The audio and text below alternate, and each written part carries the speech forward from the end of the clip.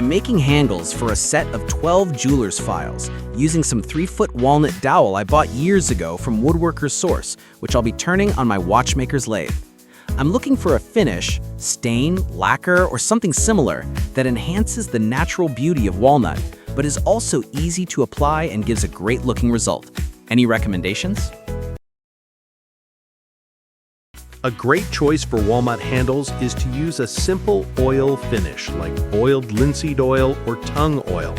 Both are easy to apply, bring out the rich grain and color of walnut beautifully, and offer a natural-looking sheen.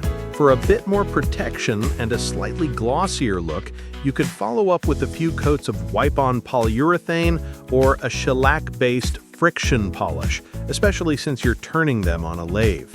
These finishes are beginner-friendly and will really highlight the natural elegance of the walnut without a lot of fuss.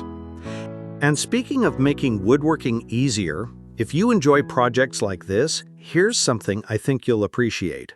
Over the years, I've come across many resources, but one that truly stands out is Ted's Woodworking. Ted's spent years assembling what's now considered the world's largest collection of woodworking plans, over 16,000 of them.